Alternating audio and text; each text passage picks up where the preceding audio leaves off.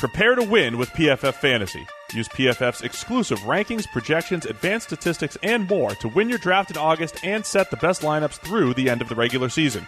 Made special for the podcast listeners, use PFF promo code 49erspod to save 20% on PFF's Edge or Elite subscription anytime between now and the end of the season.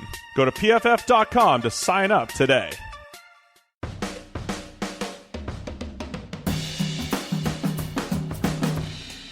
You've tuned in to the 49ers Rush podcast, and here is your host, John Chapman.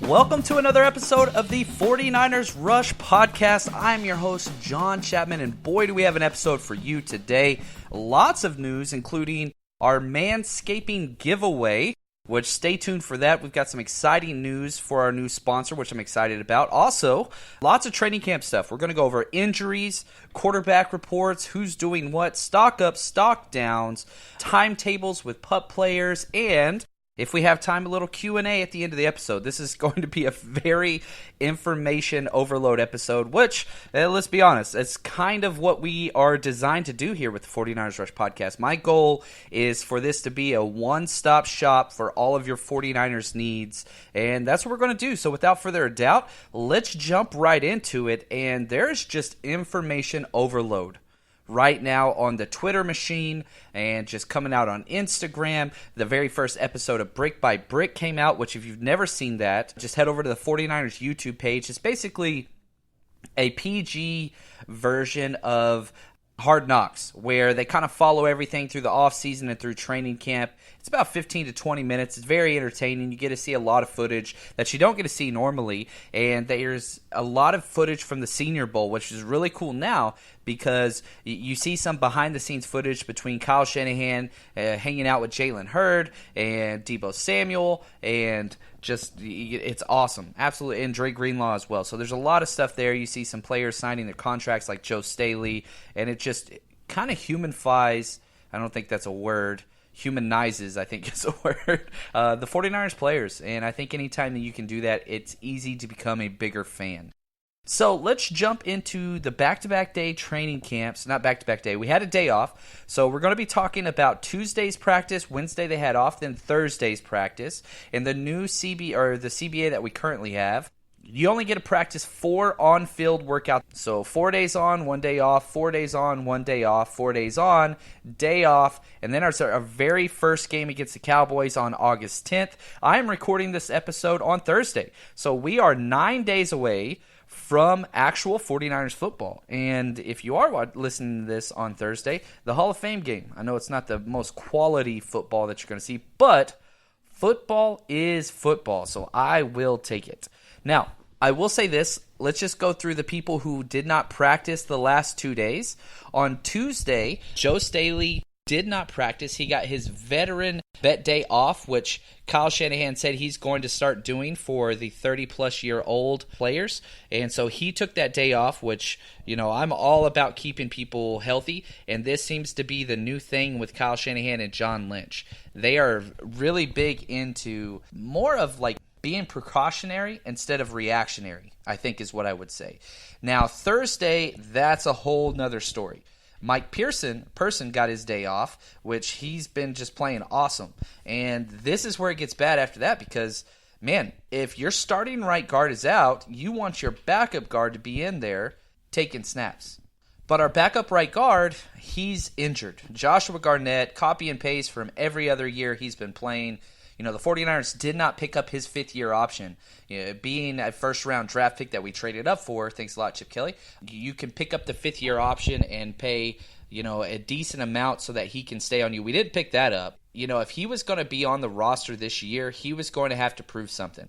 It's never been about talent with Joshua Garnett. It has always been about durability. The old saying is the best ability in football is durability. If you are injured, you are worthless. You have to be able to compete, and he just hasn't been able to do that. The very first time that he got first-team reps, he dislocated his finger. How do you predict or how do you stop that? I don't know if you can, but this is just what it is. He can't get out of his own way. Well, it turns out he had to have surgery, which Kyle Shanahan talked about. He's going to be out 3 weeks, which means he might be able to come back game 3, game 4. I think that he's going to be cut. I really do believe he's going to be a casualty to the cap. Maybe we could trade him for like a 6th or a 7th rounder, or like we could package him in a 7th rounder for a 6th, something like that, to a little bit more of a heavier scheme instead of our zone left-right outside zone scheme. So we're going to need to send him to a power team, which is who he should have been with his entire career. But if he can't stay healthy, it's not going to really matter. Jeff Wilson, the running back, he had a calf issue. He's going to be out for 2 weeks. I think a lot of that is, this is a bummer because he has to get involved in preseason games. He's not going to be making the roster with us unless one of the big 4 get hurt, maybe even 2 of the big 4 in order for him to make the roster. But he is a guy that will be picked up somewhere else. He showed promise in the few games that he got play in last year. Now, DeForest Buckner, this one scared me. He had a toe strain, not serious at all. Robert Saleh even said, it's not that big of a deal. He's okay. And so Solomon Thomas didn't really capitalize today. Whenever you have one of your elite guys out, and DeForest Buckner is the Iron Man of defensive linemen, he is among the league leaders in snaps every single year. And so when Buckner's out, you are looking for those guys that are backups that are trying to gain snaps to step up. And unfortunately, that definitely didn't happen with Solomon Thomas today. Not that he had a bad day, but you want some of those guys to come in and just dominate. I'll talk about Kentavious Streets a little bit later, but he is starting to stand out much more every single practice. Jerick McKinnon, we got a couple more updates. He finally got to work out a little bit on the side of the practice field and just do some kind of individual drills. Kyle Shanahan came out today and said he's not going to be taking off the pup until before he won't come off before Sunday. So we're getting closer, but still just slow and steady. No need to rush this. The running back position, it's one of the easiest transitions to make, even though he's never gone through training camp or anything like that. It doesn't really matter. He's going to be able to step in and be just fine. Yes, you want some work, but he's going to be just fine. Capron Lewis-Moore had a groin injury. He's not believed to be severe. And last is D. Ford, which you don't want to see him on this list, but again, very minor. He had some knee tendonitis act up, and he missed team drills today. They were talking to him on the sideline, and Kyle Shanahan said this, I think, 3 times in his press conference. D. Ford says this happens every single training camp, so there's just not necessary to risk it, so just allow him to get that rest. No need to push through it right now. Our football is still over a month away for meaningful snaps. This guy is an absolute stud, so don't push it. Now, before we jump into our stock up, stock down reports, this is huge, guys.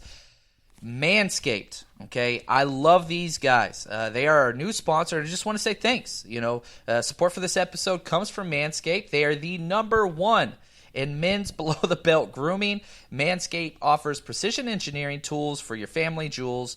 And here's the best thing about it is, sponsors are fun, but sometimes you get to negotiate, and I wanted the best package possible for the 49ers Rush listeners. And so here's the deal. You get 20% off plus free shipping. Plus, if you buy one of their packages, you get an additional carry-on travel pouch. It's a leather pouch that carry all your kind of toiletries and all that stuff if you travel for free. All that's free. So 20% off plus free shipping with the code 49ers Rush. No spaces. Just type in 49ERS Rush, 49ers Rush, no spaces, and that is yours. And so what I wanted to do, we did a giveaway a few episodes ago. I don't know if you guys listened to that, but we have our winner at 18 the King. Congratulations and thank you for participating. I'm going to be hooking up with you on Twitter. Just want to say thanks for your support, and you are getting your free kit. It's the Manscaped 2.0 kit, which is over $100 value, and you get it for free. And so just want to say thanks for supporting, but I'll tell you this right now. Manscaped is absolutely incredible. Manscaping accidents are finally a thing of the past. If you have ever tried to groom downstairs and you cut yourself, it is not fun at all. And you definitely don't want to use the same trimmer on your face as you do your lower body. That's just gross. So again, head over to manscaped.com. Use the promo code 49ersRush. And it's a great way to support this podcast. We've got some exciting things that I'm trying to get to. And if we get enough people to get on board with Manscaped and a few of our other sponsors, we've got some exciting news coming forward. So I've got my kit. It's amazing. And I'll say this too. The body wash and shampoo alone are worth it. The prices they have over there are absolutely bananas. It's super, super cheap. So, but very high quality product. So again, head over to manscaped.com. Use the promo code 49ersRush and get your kit today. They have everything you need for all male necessity stuff. So back to the 49ers. Stock up and stock down through the first 5 practices. Number 1 on this list, and it's not close, is Trent Taylor. Holy cow. Definitely the offensive MVP thus far through training camp. His spot's solidified. Last year, and I've talked a lot about Trent Taylor because I didn't think, whenever I did my initial training camp projections, I had him on the bubble to out. I'll be honest. That's not happening now. Trent Taylor's in, no questions asked. He's got it on lockdown. Which, if we move him up, here's the deal. These are all guys that are going to make the roster no matter what. Dante Pettis, lock. Deebo Samuel, lock. Jalen Hurd, lock. Marquise Goodwin, he's going to start for us in 3 wide receiver sets. He's the fastest player in the NFL. If you saw the 40-yard dash, the kid is going to play. He offers something that none of our wide receivers offer, and just pure speed, and that is valuable in and of itself. So he's staying, and if you count Trent Taylor as a lock as well, that's 5 guys, which means there's only 1 spot left for everyone else, whether that's Jordan Matthews, Richie James, Kendrick Bourne. Those guys are the favorites. Now, of those 3, Richie James has been the best in camp, but the problem is this, who's he competing with? Is he competing with Trent Taylor? Because that competition's over. I think he's competing with these other outside guys, and the problem is Richie James is not that big-bodied receiver. And so he doesn't provide anything besides that kind of short, shifty slot player in special teams. Now, I will say this. Richie James, he had a 70-yard touchdown on Tuesday to start team drills, which was absolutely awesome. He had another touchdown today during red zone drill. So he's playing great. But the problem maybe doesn't have anything to do with these 3 players. I think it has to do with Jalen Hurd.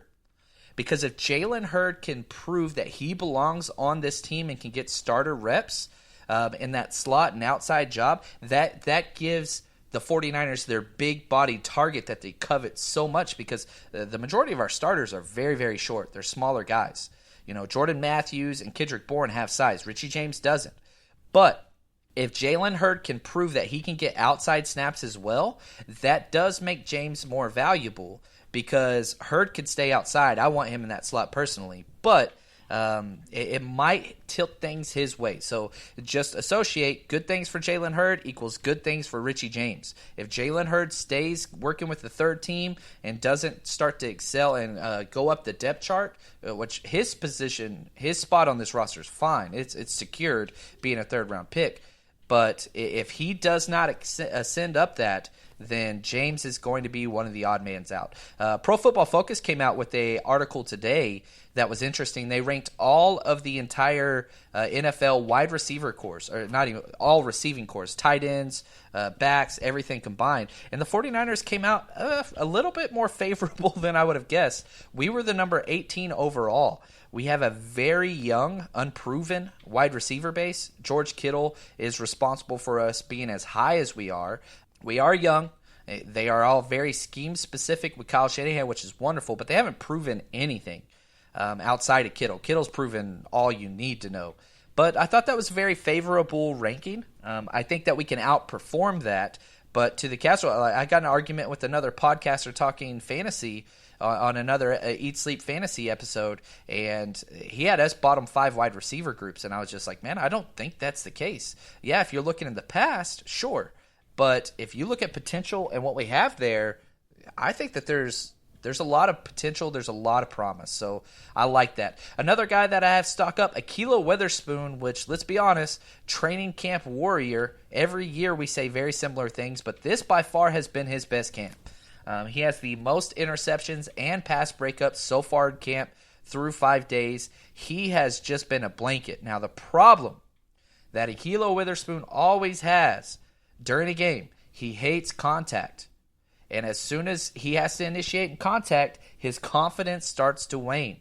So this is something to watch for. I love where he is playing right now, and he seems to have locked up that opposite spot next to Sherman, health and confidence and being physical. If he can do those things, I do believe that he can be kind of a top 25 corner in this league, which is wonderful. But hey, we got to be able to say this is awesome. He's been playing absolutely wonderful, and he's playing with a lot of confidence and moxie. Like, he's out there talking trash, which I love that in a cornerback. I want a little bit of a dog in a corner. That's very important. And staying with him, Richard Sherman, huge stock up. He just looks different than last year. Last year, his technique is great, and his technique has always been great. He's the opposite of Ahkello Witherspoon, because Richard Sherman, whatever, he's never had speed or finesse, but he makes up for that because of how physical he is. So last year, we had technique and physicality, but he was always slow. He ran a 4.6, at the combine. He's not a fast guy. But whenever coming off that Achilles injury, he was probably like 4.7, 4.8, which is rough to do as an outside corner. But he just looks so much faster. He looks so fluid and smooth. Very excited to see what he's going to do. I got 3 more stock-up players. Nick Mullins, good Lord. He's always been awful at practice. He's been a bad practicer, and that's just what he was all last year. But when you put him in a game, it's BDN time. If you don't know what that means, you could look it up. But he would just show out. Well, guess what? He's now practicing well. You could argue he has had the best camp of all the quarterbacks and far better camp than CJ. I think that this number 2 spot for the quarterback is all but done. I think it's pretty much over, because if Mullins could practice better than CJ and game out better than CJ, the last 2 players I want to talk about with stock up is, maybe one of the most important, and that's Nick Bosa. Holy cow. You talk about living up to your potential as the number 2 pick through training camp. This kid has done it. He's had a sack pretty much every single day. He had 2 today, recording this, talking Thursday. He's just living in the backfield. It doesn't matter if he's going against the 2s, which is where he's getting most of his snaps. If it's a pass rush situation, he goes with the 1s. But he's beating Joe Staley. He's beating McGlinchey. He's just winning wherever he goes. Not saying he wins every play, but the fact that him and D Ford are just living in the backfield, and we have 2 of the best offensive tackles in the NFL. So it's not like he's looking great versus our 1s, 2s, and 3s. He is just as advertised.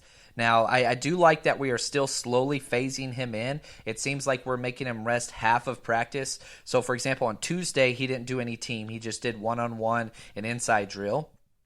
And then on Thursday, today, he did no one-on-one. So he went through all the warm-up stuff, sat out a little bit, then did team. So they're being very precautious and just slowly phasing this guy in. Remember, he missed a lot of time with his oblique injury at Ohio State. So he hasn't played meaningful football in about a year. But you could not be happier with his performance on and off the field. Nobody's got anything negative to say about him. There's no issues there. And the last guy I want to talk about is kind of forgotten. Kentavious Street. If you remember the big old bad boy from NC State that had the ACL team, or hashtag ACL team, he's been playing wonderful. Him and Solomon Thomas and Eric Armstead, those 3 players are basically, I want to call them utility D-line guys, because they are taking snaps at all 4 defensive line spots, inside and outside. Ronald Blair has been as well, but he seems to focus on one or the other each practice. But Street has been great. He's proving that he belongs in that rotation. I think him and Solomon Thomas are a little closer than a lot of people would probably like to admit. He had a sack on Tuesday's practice, and there's just we could trade away 3 defensive linemen and still have to cut a good player. We might have the deepest D-line group in the entire NFL. If you want to talk about your top 6, 7 players, I think you'd say the Eagles. But if you want to talk about the top 12 guys, what we got, it's unbelievable. I would put us up against anybody. We haven't even mentioned Julian Taylor, and that guy's just overpowering every single person in one-on-ones or team that he goes against. Now, he's not going to be one of those guys that's going to get a lot of sacks like Buckner, but he is 2 to 3 yards in the backfield against every single pass set. He is just a straight bull rusher, and we can't even get him snaps with the second team because there's just so much depth there. Love the way our defensive line is. Now let's focus on the other side. Let's go stock down through 5 practices. These are in no particular order, but man, not good for any of these guys. Number 1, Adrian Colbert and the entire safety group. Colbert got the starting nod, with Jimmy Ward out, and he has made 0 plays. He has gotten beat deep several times for touchdowns. He's nowhere to be found. And if you look at early film last year, it was the same thing.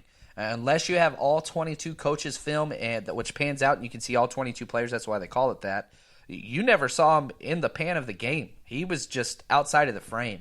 But he's slow to react. He has top-end speed. I don't know what happened from his rookie year whenever he came in late and just dominated the NFL, played as well as a top 10 safety. Since then, I don't know if it's a confidence thing. I don't know what it is. But this guy he's not even close to a roster spot right now, in my opinion. Now, our safeties are awful. We'll talk about them later, whatever. Another loser that I have, and this one's not so much because of him, it's Matt Breida. He had a 40-yard gain on Tuesday's practice, but it seems like Tevin Coleman has the number 1 spot locked up so far. You're not getting the snaps. He's getting snaps with the ones. Only him and Tevin Coleman are right now, but it's Coleman first every single time and for a majority of the time. So if they're just rotating snaps, then that's one thing. Tevin goes first. But, man, in team drills, the snaps are just not 50-50, which I want Breida to win this race. I think he's the better player, but this just seems like Tevin Coleman's going to be the guy no matter what. Losers and kind of stock down. I talked a little bit about them already. Kendrick Bourne and Jordan Matthews. I think that Bourne had his best practice today, Thursday. And no shocker, it came when the 49ers went with a full red zone team versus team. They go full red zone, Kendrick Bourne shows out, which that's going to be his role. And if you can paint your role and kind of prove this is what I will provide to this team, I think that you have value. Now, Jordan Matthews hasn't been able to do that at any point so far this offseason. Richie James is starting to prove that he can be that between the 20 guys, between the 20-yard line guy, kind of big play potential. He was the one that caught the 70-yard touchdown pass, but you can't keep more than one of these guys. So it's going to be pretty interesting. We'll just have to see what happens. And Tarvarius Moore, he finally gets to work with the first-team safeties because Colbert has just been so bad. And he did all right. He didn't do well. But right afterwards, defensive coordinator Robert Saleh comes out and says, Tarvarius Moore is not a safety in the NFL. He's not going to be ready to play. He's not ready to start. He's not ready to be a safety week 1 in the NFL. Very damning report. Talked about how he just hesitates too much. There's some potential there, and he's getting progressively better, but he is still ways off. So, it's what it is. Our safety position is absolute trash, but whatever. Also, the last losers, and this is our passing offense big time. The quarterback reports have been rough during team drills, so I'm going to go through each quarterback and how they have fared. So Tuesday's practice, Jimmy Garoppolo went 5 for 14 in team drills, which is just abysmal. He fixed that a lot today. He went 10 for 14 in the red zone, all team drills, and was absolutely, you'd love that. That's great. Mullins went 7 for 11 on Tuesday. I don't have his information for today's practice. CJ went 4 of 9, and again, I do not have his information for Thursday's practice, but you can see the snap counts. Mullins is getting more snaps each and every day. Mullins is going in second first each and every day. Yes, CJ's get work with the twos, but not until after Mullins. Now, the play of the day today that was interesting was a Dante Pettis touchdown in the back corner of the end zone versus Richard Sherman. Jimmy G just put a perfect touch on it, came down right before the pylon, and Dante Pettis made an amazing catch. Pettis is going to have a hell of a year. He stays healthy. He's going to be the primary wide receiver target.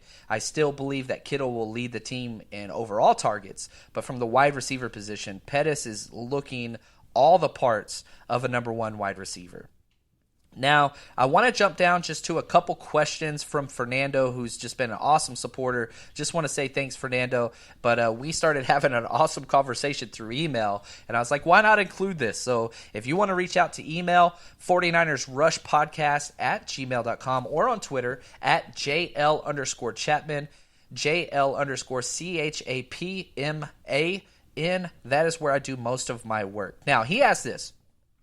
Okay, if our secondary doesn't do well again this year, is that a deal breaker for our playoff chances? So here's the deal. our secondary last year was awful, okay? So let's just pause and just review some key kind of numbers, statistics from the 2018 season. We allowed the second most touchdown passes in the NFL. We had the fewest turnovers ever in the history of college football since the merger. And here's what makes me scared. The personnel hasn't really changed. I get it. Witherspoon was injured off and on. Sherman was recovering from an Achilles. Jimmy Ward's already injured again, so I don't want to hear that. Tart, he's been injured every single year he's been in the league. And we're bringing all those guys back. Yes, we had, Verrett, but guess what? Also injured all the time. Now, probably the number one personnel decision we made in our pass defense is Quan Alexander. He is an absolute speed freak as an outside linebacker. You call him inside, whatever you want to call him, but in our nickel situation and pass situations, he is great. So that's going to help out consistently. But if we look at the playoff teams in 2018, there's 12 total playoff teams, 6 from each conference. 8 out of 12 of the teams that made the playoffs had great secondaries, above average in the NFL. 4 teams made the playoffs that had bad secondaries, and those were Houston Texans, the Kansas City Chiefs, Seattle Seahawks, and the Philadelphia Eagles. So if you just look at percentages from last year, Fernando, you're looking at like a 33% chance if you have a bad secondary. I know that's a very small sample size, but it's what we have. You're 2/3 more likely to make the playoffs with a great secondary. You have to have a good quarterback. All of those teams have a good quarterback, and then you also have to have a good defense. Good defense is either you're going to have a great pass rush or you're going to have a great secondary. We have chosen great pass rush, consequences be damned. So we're going to find out pretty damn soon what is most important. If it's a secondary, you look at teams like the Patriots who just don't care about defense. They just care about secondary. They have the best secondary probably in the entire NFL because they have the most first-round picks back there. So what is it that's going to work? We're going to find out. We're going to find out really, really quick. Now, the second part to this conversation was, again from Fernando, what caused the secondary to be so bad? Was it missed assignments, schemes, personnel, execution? Here's my opinion as a former coach, okay? Number one is personnel. We do not have the players. If you put Colbert on any other team in the NFL besides maybe the Seahawks, that guy is not going to be a starter. As of now, he is a starter for us. Jimmy Ward, anywhere else in the NFL, not going to be a starter. So that's kind of the issues there. The second problem that I have is coaching. Last year, the coaching for our team and the secondary was abysmal, okay? And this is what I've always said whenever I would talk to my coaches. Look, if a player is out of position once, that's the player's fault. Coach it, correct it, fix it. If it happens twice or more, that's the coach's fault. Either you need to get somebody else in there that can do it, or you need to coach better. Well, we just leave guys in there. Now, it got to the point where Witherspoon was just getting trashed and his confidence was shot and he was injured or whatever. We would pull him off and put somebody else in there. And I think that's what you're supposed to do. But then whoever we put in there was awful. Well, how did we respond? We brought all the same guys back. I'm not trying to get bitchy, but I'm trying to be honest. Because I'm a 49ers fan, I'm going to be honest. I do not like what we have done in the secondary. Trey Boston signed today for $3 million. With the Panthers. Guess who the Panthers starting safeties are? Eric Reed and Trey Boston for super cheap on both of them. And this was asked to Kyle Shanahan today in his press conference. And he said, well, we like those guys and we could bring them in here, but that means we have to let somebody else go that we like a lot. Well, I'm just going to be really honest with you. We might not need 12 to 13 defensive linemen whenever we're so stacked at that position. I know you need camp bodies, but I think that we missed on this one. That doesn't mean I'm bitching or I'm complaining. That's just real. It's just what it is. So, and the final part to this question discussion is, are you optimistic that this will be fixed for the 2019 year? Yes, to a degree. And here's why. I think our secondary just needs to be average. They don't need to be good. Just average. Our front seven is elite. And if we are just average on the back end and stay healthy, I think that we can be a playoff team for sure. There's no doubt we can play playoff quality defense with what we have. But a couple things that need to happen. We've got to figure out a way to not blow schemes. And it doesn't even matter if it's in the running game or the passing game. And a lot of this has to do with Jaquiski Tart or, Akilo Witherspoon. And I know I pronounced his name wrong. I've practiced several times. I'm awful. I apologize. But here's the issue. They both blow outside contain all the time, and they both are out of position all the time. I think that Jaquiski Tart's one of the smartest players in the secondary by some of the reads that he makes, but he gets caught guessing a lot of times. He understands things, and you can tell he does film work. Love Tart. The problem is just consistency. Not trying to make those huge boom-bust plays and just being consistent and not losing us the game is what our secondary has to do. We will win the game with pass rush and offense. That's how we are going to win. So we'll just have to see what happens. Thanks for listening. And again, head over to manscaped.com. Use the promo code 49ersRush, 20% off, plus free shipping, and an extra travel bag if you go for one of the packages. We're the only ones offering that right now, which is a big deal. So again, manscaped.com, that would support the podcast a lot. Thanks. And again, subscribe, rate, and review the show if you have not done so already. Stay strong, faithful.